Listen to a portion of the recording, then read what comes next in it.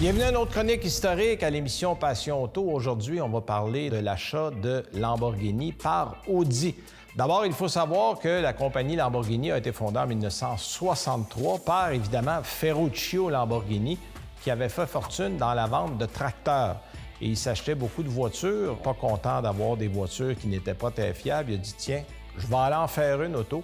Et ça a commencé en 1964. Le premier modèle était la 350 GTV qu'on avait présentée du côté du Salon de l'Auto à Genève. Mais très rapidement, dès le début des années 70, on a commencé à avoir des problèmes financiers, des périodes successives de faillite, la crise du pétrole. Et là, on a eu plusieurs propriétaires. En fait, Lamborghini est passé entre les mains, entre autres, des frères Mimram, un conglomérat suisse qui a géré la compagnie durant quelques années, sans grand succès, il faut le dire.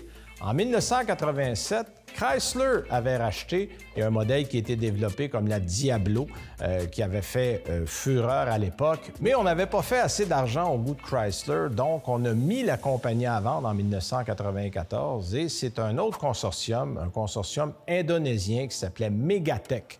Mais eux aussi, sans grand succès, donc on arrive en 1998 et Volkswagen, via sa branche Audi, décide de racheter la compagnie pour 110 millions de dollars américains, donc à peu près 160 millions de dollars canadiens.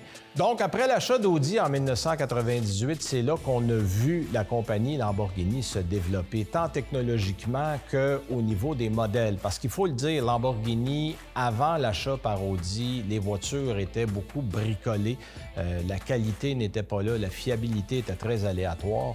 On a amené du côté du groupe Volkswagen de la stabilité financière, oui, mais aussi du développement technique et des produits beaucoup plus fiables. Et c'est grâce à Audi qu'on a pu voir Lamborghini se développer et fleurir.